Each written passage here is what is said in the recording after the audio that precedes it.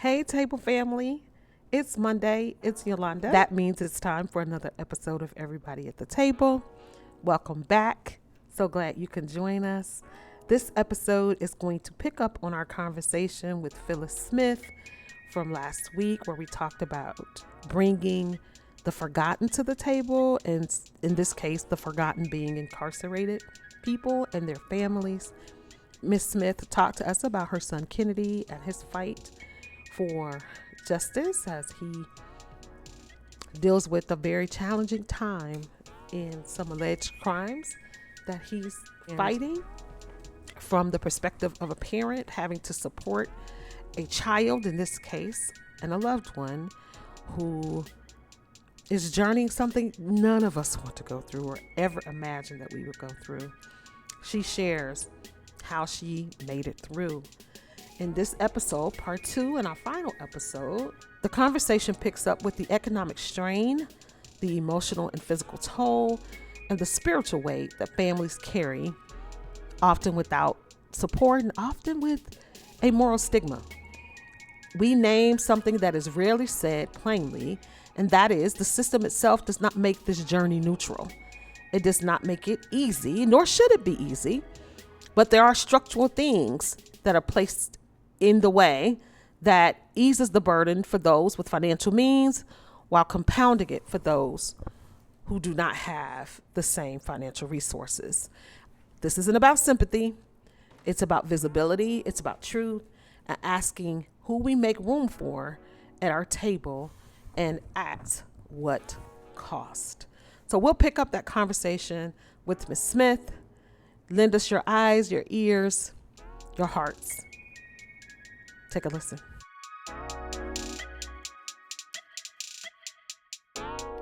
These are your words as mom, not knowing anything, now even more confused. Because I'm thinking traffic charges. I can't bail you out. Here's a judge telling me that this is serious enough that you need to get active. Right. What's going through your mind? I don't know because I lost. I know you talk about it in the irony of affliction. Let's throw the book in there. But what's going through your mind when the weight of that hits you? So I'm feeling myself losing it. I'm trying to, if you know, there scientists, mental health people, and scientists talk about all the time. You know, your brain cannot have two thoughts at the same time. So there's a lot of debate about that. I'm not a scientist. I don't know about that. But what I can say is that this is how people have mental breakdowns when you have so much stimuli rushing through your brain at the same time. So it was like a Matrix movie. Like you're going real slow. My mind is thinking back to when the last time I saw my son, which was that Tuesday prior, we had went out to dinner at Applebee's. That was the last time I saw him, which was March the 9th. On the March the 9th. I knew the date and everything. You're disassociating, really. Oh, girl, I was disconnecting. Like, I was going all the way back to seeing him in the crib. Yeah, it was so crazy and weird. It was so mentally weird. Like, I mean, I had even remembered Kennedy was a twin. I had lost a twin. This is crazy. Your mind is something else. You talk about that in the book too. Yes. And that moment, my mind went back to when I thought he was no longer alive, viable. Everything is crazy. When you see that on movies, it really happens. You go from birth all the way up, and I couldn't stop the thoughts. I tried. I couldn't stop the thoughts. I couldn't even, at that point, I couldn't even cry. So let me ask you this. So in that moment where you're disassociating, reality's happening, you're leaving reality, the weight of this information, this obviously a trusted resource that you at least trusted that is serious enough that you felt like you weren't going to see your son again in the form that you knew him. Yeah. Yeah. So the judge gave me a referral.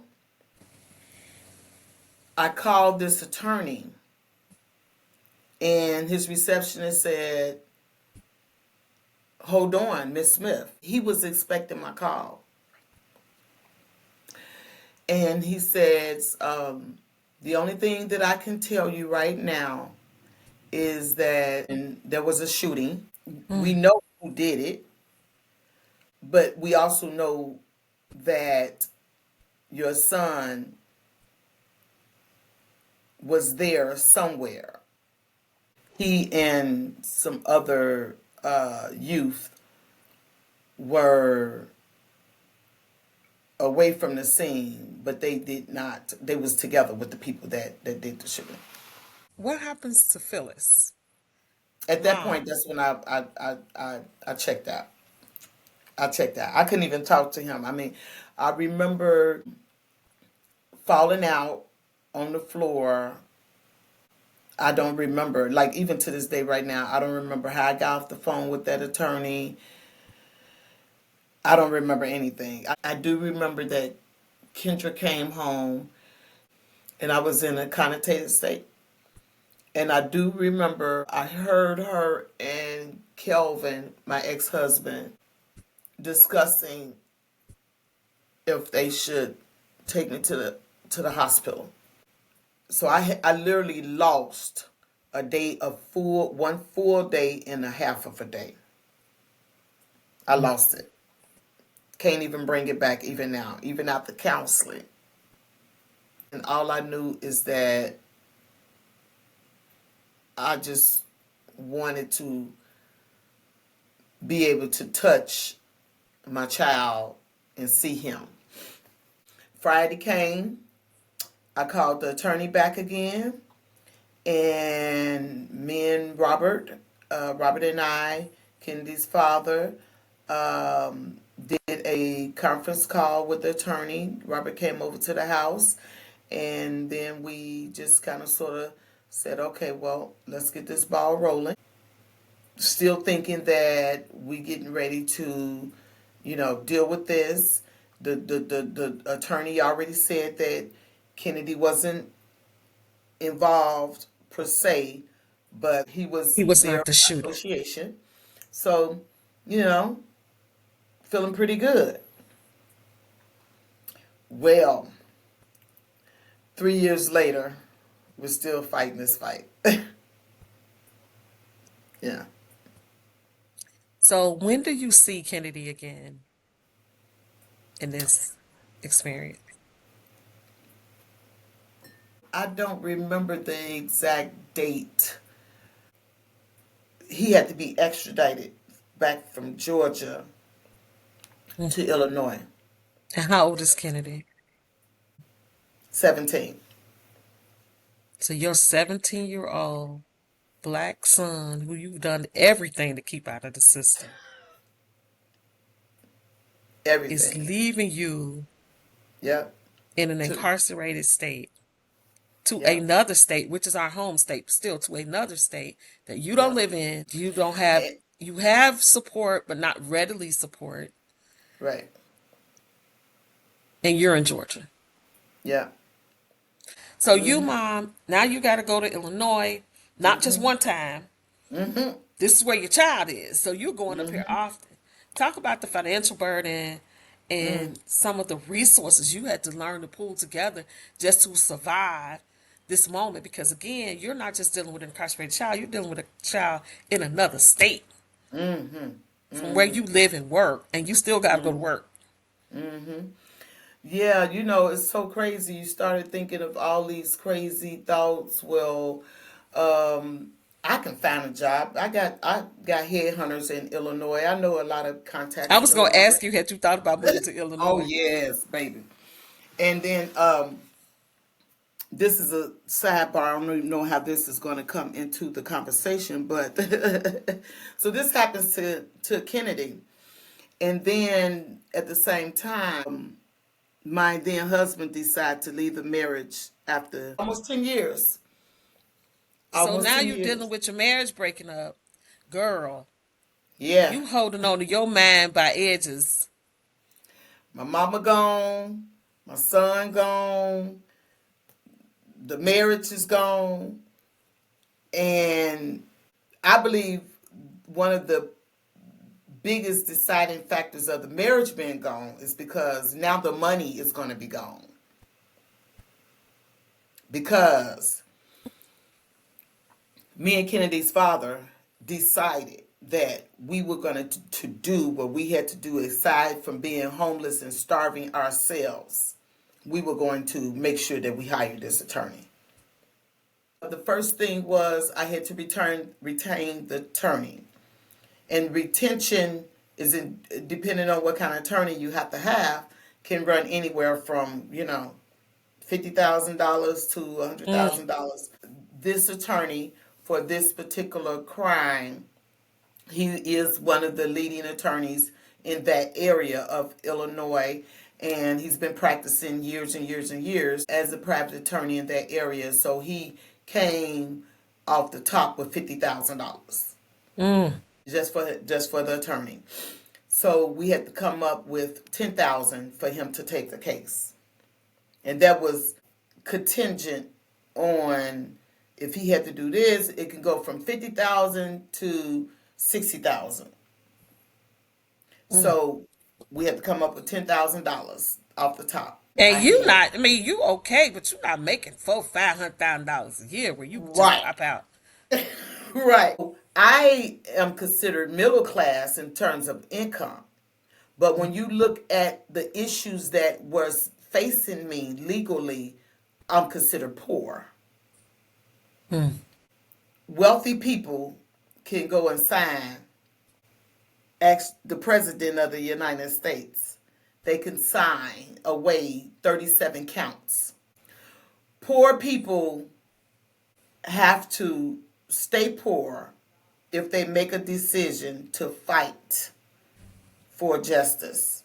We're going to even So talk many about, families that cannot financially fight for justice.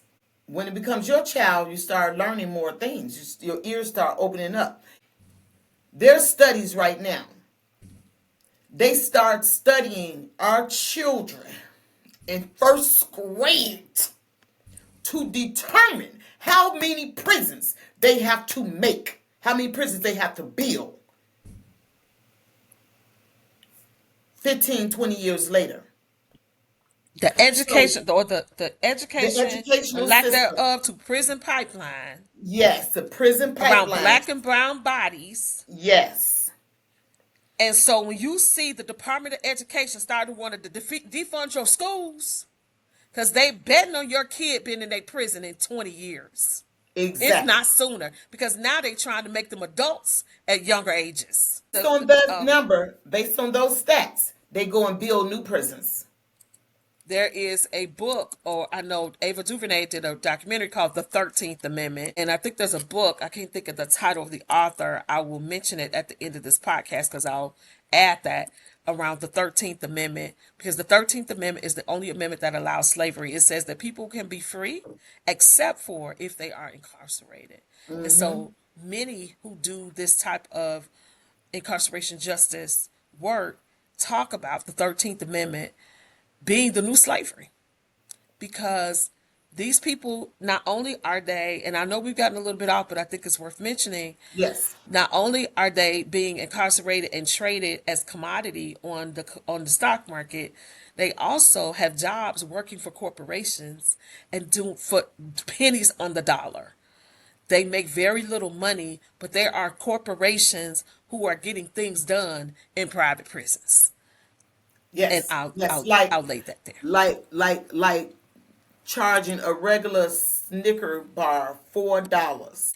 So Four let's dollars. talk about that, Mom, Very expensive. because I think what some people don't realize is that when your person goes to jail, prison, whatever, a lot of the burden is still on the family. You're still expected to put commissary. When people say put money on my books, Yeah. they you have to do commissary. There's certain things you have to buy them that they don't have if you don't purchase it. So it's not just, you're literally taking care of somebody who could be able-bodied and taking care of themselves if they weren't in prison. And I'm certainly not advocating for, I mean, if people, you got to let the system work itself out. But that puts a burden on the family when that person has to go into this state of being for whatever reasons that they're there. Yep. So I'm in Georgia.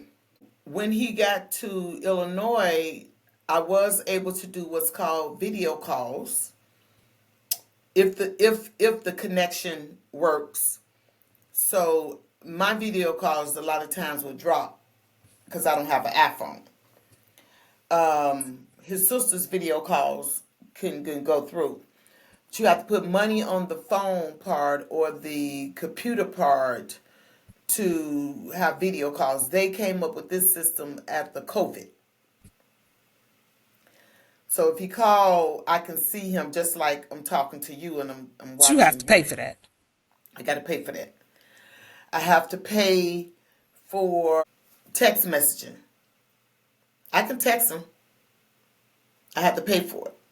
And then they make a decision if their text message is going to go through or not. The crazy part about a mother is that that same video call is all I get when I go to Illinois to visit Kennedy. So you can't physically see him. You can't go into like a No, I visiting room like cannot we see on physically. TV. No, that's TV. Right? No, that doesn't happen in jail system since COVID. But you still feel like You're you're closer. you're closer to your child. I'm right across the street. There's It's called a video visitation place. I'm across the street from the jail and I'm talking to him on the phone. I can see him and he can see me. That same interaction occurs if I'm in Georgia and we do a video phone call. I get to Physically. physically see him for 5 minutes is if I go to Chicago, Illinois when he has court and I'm in the courtroom. But during that time, you can't make facial gestures. And for the sake of the audience, to give you a visual, you inside of a courtroom that's like TV. But what's not the reality is you're not allowed to speak to the individual. You can't make facial gestures. You can't do sign language. You can't do anything. For 3 years, because of the way that Kennedy's case has been rolling, and the attorney is doing what they do because they can do it, waiting on more money. He's in and out. So I take a trip. I take a day off. I take 2 days off of work, travel, fly to Illinois, get there for a Friday court visit, sit in court, just to see him for maybe 5 minutes. They whisper some stuff, and then he's gone again out of the So you haven't courtroom. physically touched your son since And March I of have not physically 2022. since March the 9th of 2022. Why did you write the book? The Irony of Affliction, a book of self reflection and self help through life's challenges. How I survived when my son went to jail. Why? What do you want people to know about the book? Why they should buy the book? What story and what help do you want to provide? I wrote the book because of several reasons. One, I wanted to finally tell the story of my journey, like the wows. Wow, this really happened, and what I was going through on this side. I wanted to tell a story. I wanted to write it down, put it in writing, because I journal all the time. I got journal books. I got 5 journal books here, and this, and I got them in my car. So I'm writing stuff down. But as I went through therapy, my therapist was like, well, you might want to write a book about it, because like you said, there's so many families that deal with this, but they don't know what to do with the information. They don't know what to do with this pain and this confusion and all of that. I wanted to initially thinking that I had to wait until the journey was over. But guess what? It'll never be over. It would never, ever be over. We're going to live with this for the rest of our life. Number two, I strictly wanted to encourage families, sisters, brothers, mothers. I wanted to be used as a platform, as an eye opener to what some things that families go through. Because again, we all have our stories to tell. Mine look similar to others, but then they look totally different. And then thirdly, because I've had to learn a lot during this process, it was eye opening about my financial state. I went into this whole depression with I should have been able to just get my son out of jail. When I started to come into a lot of awareness, I wanted to put that in a book to help someone else to think about some things that they could be doing now to maybe prepare or soften the blow when they get in an affliction. But mainly, I really wanted to encourage families to feel connected to somebody. A lot of times, families are isolated. I never forget when Kendra had shared with me that she had to really vet her friends to see if they were, not to see if they were friends, but she had to vet their level of acceptance so that she can have a space to talk to people. She has all these About what friends. she was going through with her brother. Exactly. Exactly. So having, it's a lot of families that I want to tell somebody, but I don't want them to shun me. What is your hope for Kennedy as he comes through this journey, Mom? Well, we are now starting to see a little light at the end of the tunnel. My hope and my prayer is that before the end of the year, the attorney will start to move a little bit faster, and Kennedy case will proceed much faster. So, of course, I want to say I pray and I envision the moment that I get a phone call like Kennedy's gonna be getting out, next month. What does that look like? So that's what I pray for.